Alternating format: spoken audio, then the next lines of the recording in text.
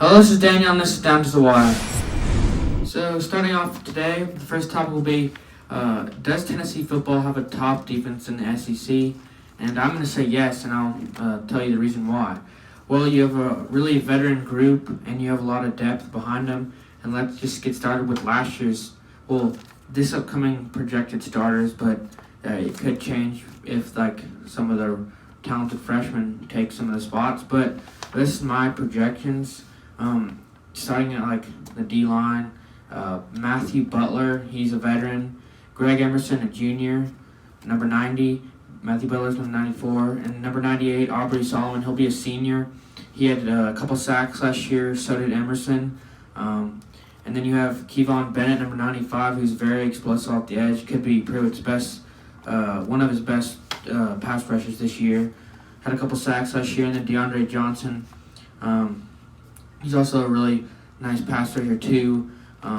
He's really good on the spin move and go sack the quarterback. He's a really quick edge rusher, and And Bennett is a junior, and DeAndre Johnson, number 13, is a senior. So just a really veteran first five people right there. And then the inside linebackers, Quavaris Crouch, a sophomore. He's a very talented. He's really good. He did really good at the linebacker spot, inside linebacker spot last year as a freshman. Some nice tackles, pretty good at pass rushing. He can also play outside linebacker, but right now we need him at inside. He's pretty good there.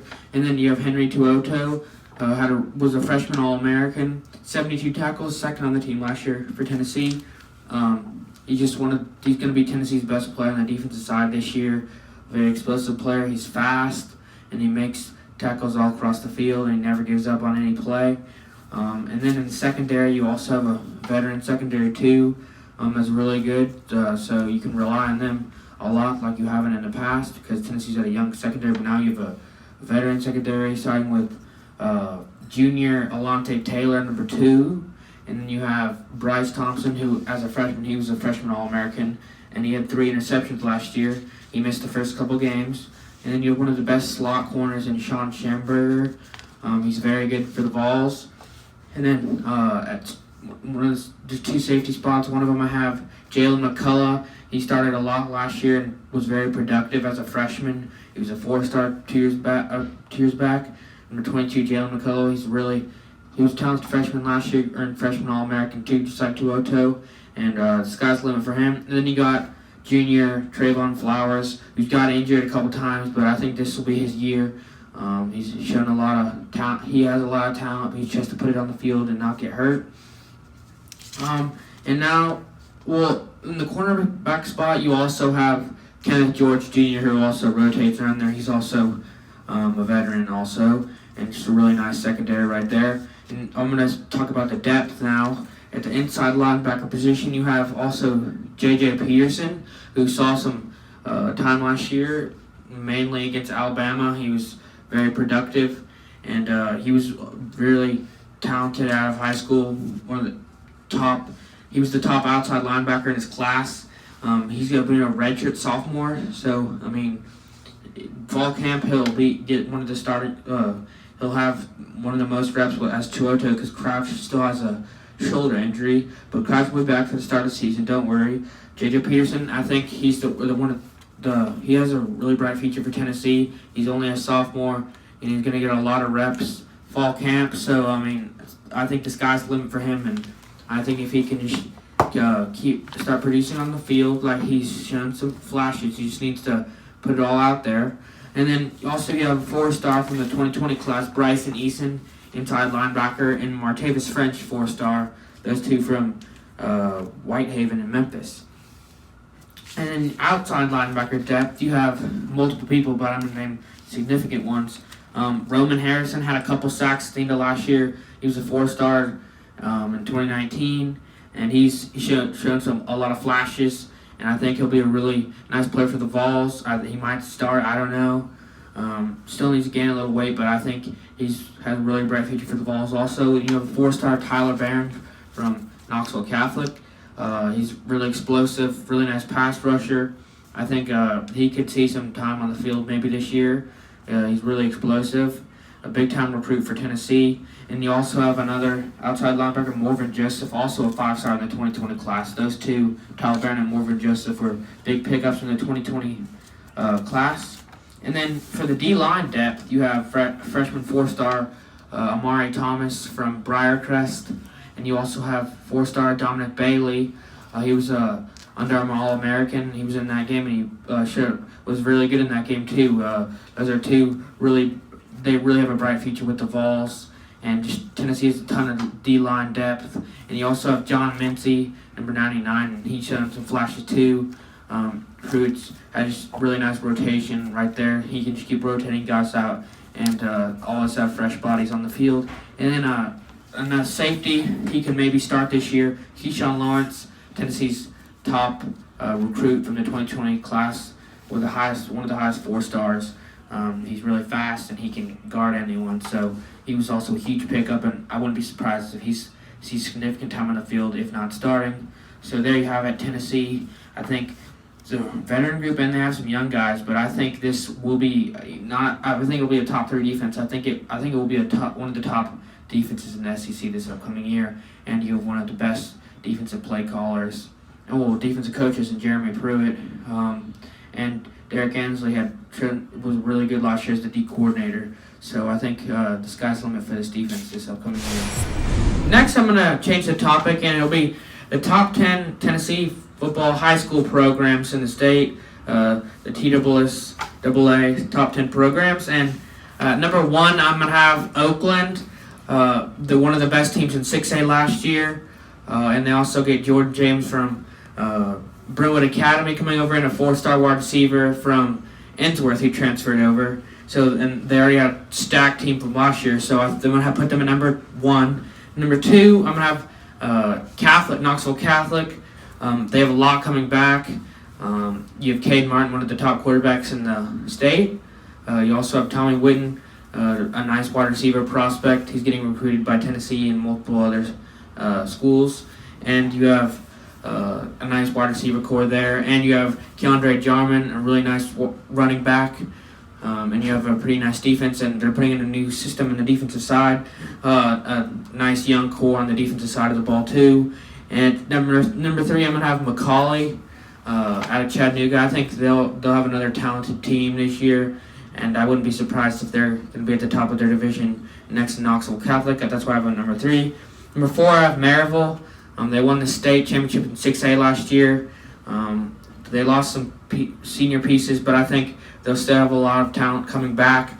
So that's why I have a number 4. And number 5, I have Baylor. I think they'll be 3rd in the same division as Catholic and McCall. I think they'll be 3rd in that division. Just because they have Elijah Howard, I think who's the best running back by far in that division. He's committed to Tennessee right now. And I think Baylor will have a pretty good, decent team this year. Number 6, I have Briarcrest. They had a really good season last year, but they got upset in the playoffs early last year. But I think they'll have a pretty good team also this year. They lose Amari Thomas, but I still think they'll have a pretty good team. Number 7, Ravenwood. They have a lot coming back this year, and I think Ravenwood will surprise some teams this year. And I think they have a chance to win their division. Number 8, Brentwood Academy. They struggled a little bit last year. They lose Jordan James. It'll be interesting to see what they do because they lost a lot of pieces. And they just struggled last year.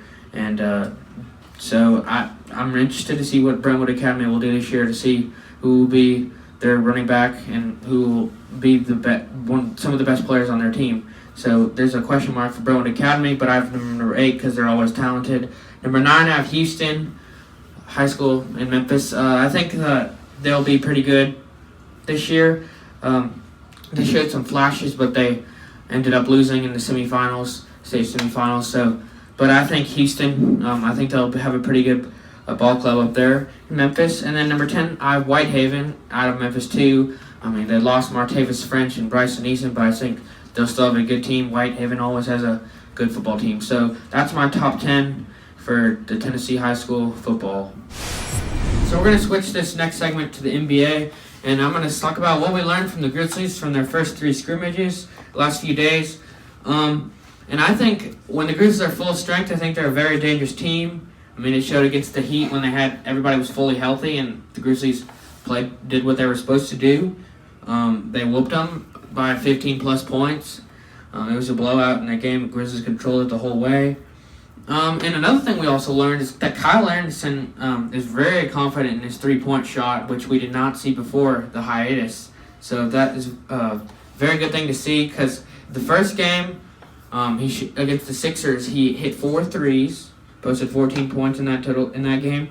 And then the last 2 games, he's hit 4 or 5 threes combined in those 2 games. So he's just really shooting the 3-ball effectively. And, I mean, his shot looks, just terrific right now. I mean, before the hiatus, which shut down the season, he was shooting his three-point shot around 25%, and now it's well over 35%. So maybe about 40 or above. I mean, he's just really shooting the lights out. Hopefully, he can do that in the next couple weeks and the next couple months, as he can hopefully be the key piece to the Grizzlies to move forward in the playoffs. And then some other things. My picks for the most intriguing games in the NBA, since the NBA does start tomorrow. Tomorrow night at 9.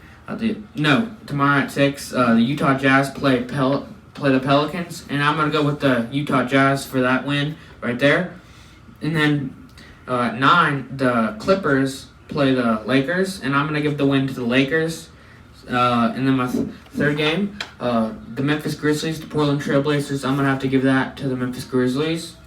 And then another intriguing game, the Boston Celtics versus the Milwaukee Bucks. I'm going to give that to the Bucks.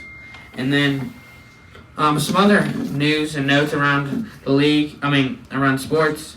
The NBA, of course, starts tomorrow, Thursday. The 49ers extended John Lynch, the 49ers GM. They extended his contract 5 years. And then Chargers, Joey Bosa signs a 5-year, $135 million extension. And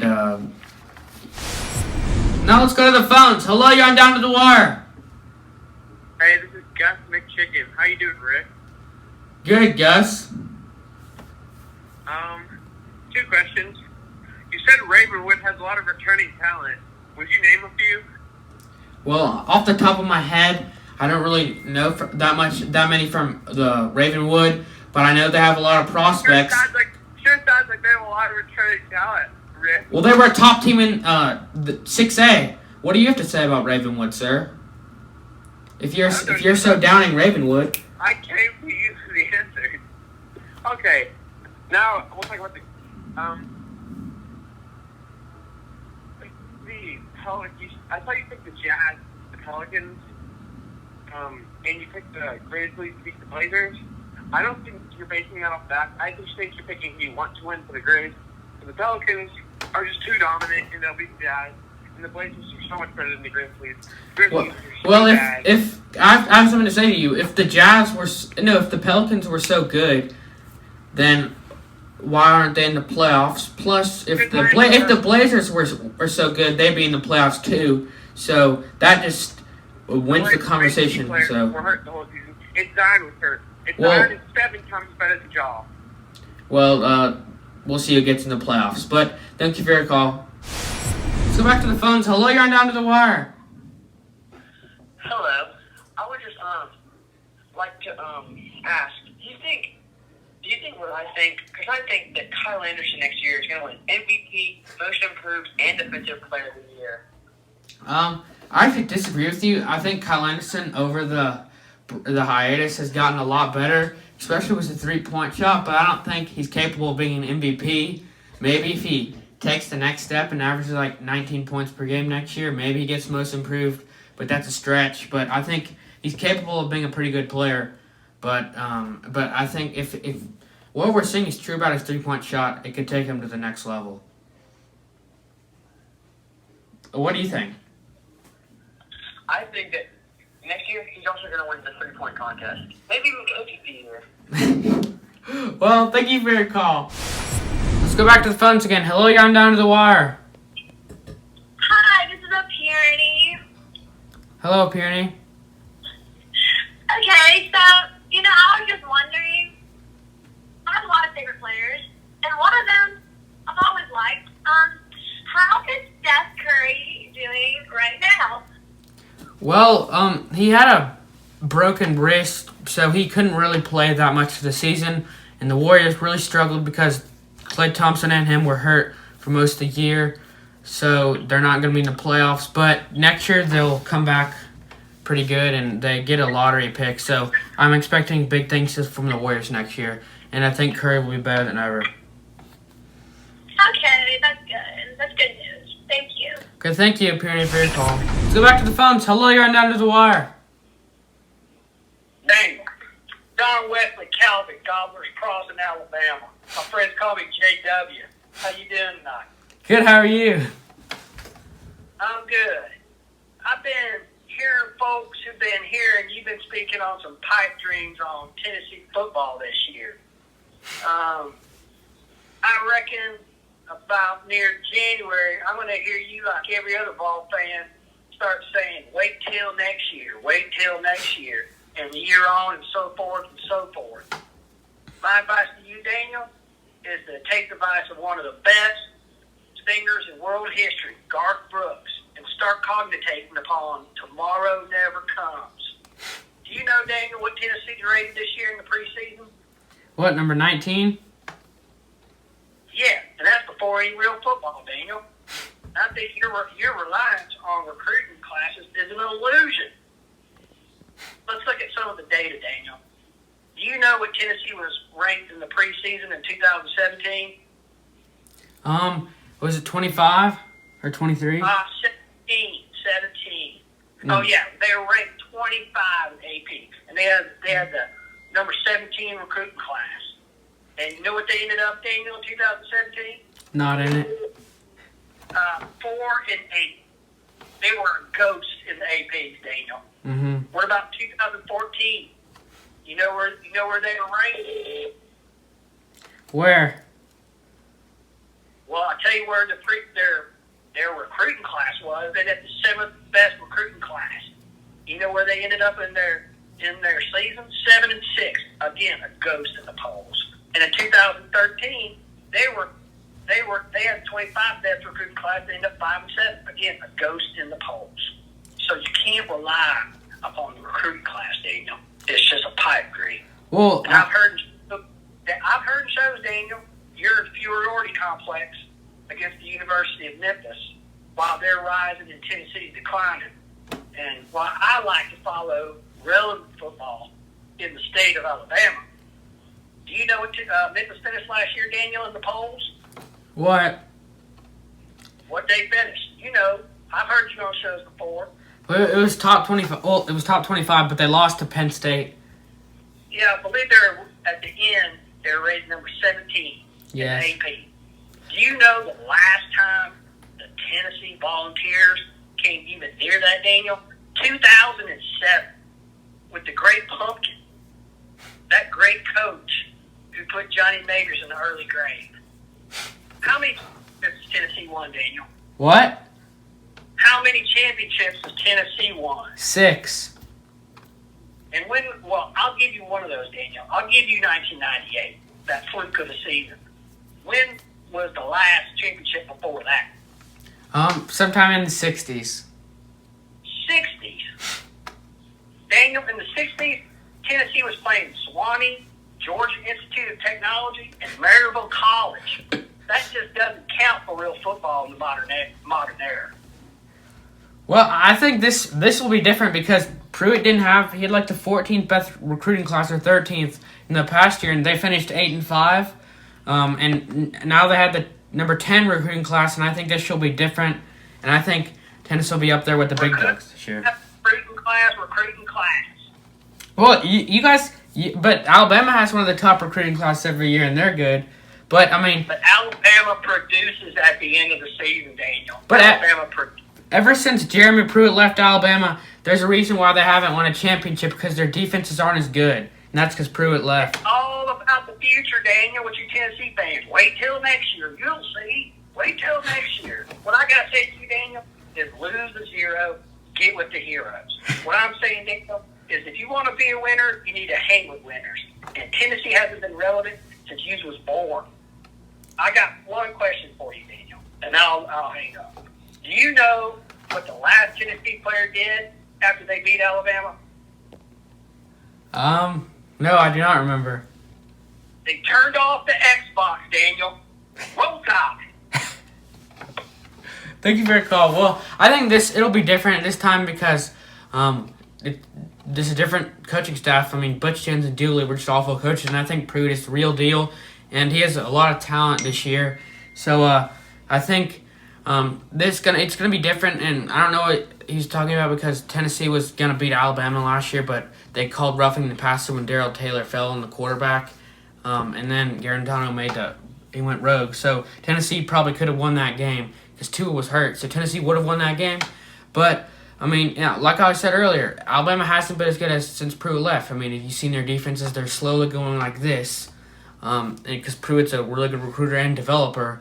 I mean, the other day I saw something that said Derrick Henry went to Alabama because of Pruitt. I mean, a lot of recruits are starting to go to Tennessee now because, I mean, next year Tennessee's recruiting class number 5. They already have 2 5-stars. So, I mean, there's a lot of bright future. I know you don't want me to talk about the future, but this year is going to be Tennessee's year. I promise you that. It's going to be Tennessee's year. Mark my words. Thank you for watching this episode of Down to the Wire, and I hope you watch the next show. Thank you.